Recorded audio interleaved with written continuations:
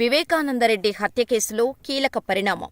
ఈ కేసులో ఏటుగా ఉన్న సునీల్ యాదవ్ అప్రూవర్గా మారతానని సంకేతాలు ఇస్తున్నారు.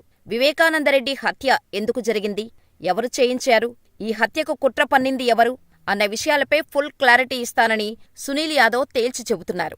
ప్రాణహాని ఉందంటూ భయపడుతున్న ఆయన ఈరోజు కడప జిల్లా ఎస్పీ కార్యాలయానికి వచ్చారు.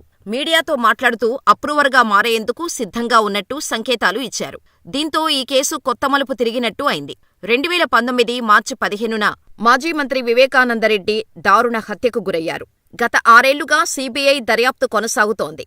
కానీ కేసు విషయంలో పురోగతి లేదు. ఇంతవరకు సిపిఐ ఛార్జిషీటు దాఖలు చేయలేదు. కానీ ఈ 6 ఏళ్ల కాలంలో 6 కీలక సాక్షులు మరణించారు. మరోవైపు ఈ కేసులో నిందితుడిగా ఉన్న దస్తగిరి ఇప్పటికే అప్రూవర్గా మారాడు. ఏటూగా ఉన్న సునీల్ యాదవ్ను కొంతమంది వైఎస్సార్ కాంగ్రెస్ పార్టీ నేతలు బెదిరించటంతో ఆయన సైతం అప్రూవర్గా మారేందుకు సిద్ధపడుతున్నట్టు తెలుస్తోంది. చంచల్గూడ జైలులో తనను హతమార్చేందుకు ప్లాన్ చేశారని, తనకు ప్రాణభయం ఉందని తాజాగా ఆందోళన వ్యక్తం చేశాడు. తనకు పోలీసు రక్షణ కల్పించాలని కోరుతున్నాడు. అయితే ఇప్పుడు ఉన్నఫలంగా ఈ కేసులో ఏటూ నిందితుడిగా ఉన్న సునీల్ యాదవ్ బయటకు రావడం విశేషం. గత 6 ఏళ్లుగా చాలా రకాలుగా ఇబ్బందులు పడ్డానని, ఇన్నాళ్లు మౌనంగా ఉన్నానని, ఇప్పుడు చంపేస్తామని బెదిరిస్తున్నారని సునీల్ యాదవ్ చెబుతున్నాడు. వివేక దారుణ హత్య వెనుక కుట్ర చేసింది ఎవరన్నది త్వరలోనే వెల్లడిస్తానని సునీల్ యాదవ్ ప్రకటించారు. దీంతో వైఎస్సార్ కాంగ్రెస్ పార్టీ శ్రేణులు ఒక్కసారిగా ఉలిక్కిపడ్డాయి. సునీల్ యాదవ్ బయటకు వస్తున్న క్రమంలో ఈ కేసు కొత్త మలుపు తిరిగే అవకాశం ఉంది. ఇప్పటికే దస్తగిరి తనకు ప్రాణహాని ఉందని చెబుతున్నాడు.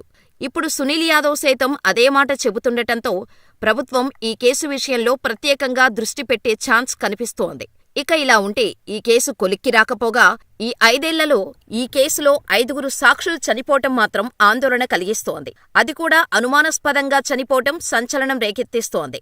ఇలా సాక్షులు వరుసగా చనిపోతుండటంపై పోలీసులే షాకవుతున్నారు. వైఎస్ వివేకానందరెడ్డి కేసులో సాక్షుల మరణాలు విస్తుగొలుపుతున్నాయని స్వయంగా కడప జిల్లా ఎస్పీ అశోక్ కుమార్ వెల్లడించటం ఆందోళన కలిగిస్తోంది. మరోవైపు ఈ మరణాలపై దర్యాప్తు కోసం ప్రత్యేక దర్యాప్తు బృందాన్ని ఏర్పాటు చేశారు.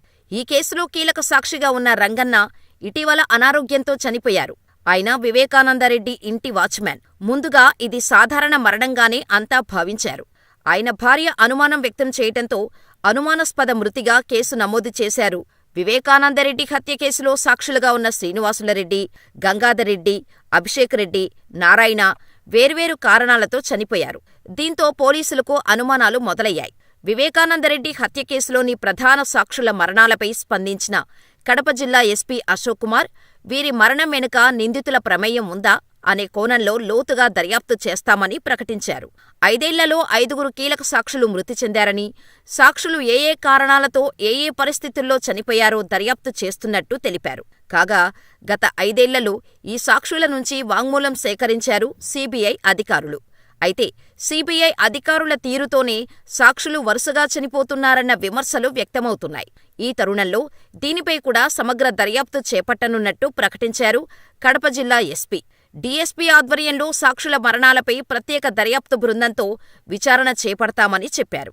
సీబీఐ తీరుతోనో మరణాలు సంభవించినట్టు వస్తున్న కామెంట్స్పై కూడా విచారణ చేస్తామన్నారు. తాజాగా జరిగిన పరిణామాలు చూస్తుంటే మరి వివేకా కేసులో ఎప్పుడు న్యాయం జరుగుతుందో వేచి చూడాలి మరి.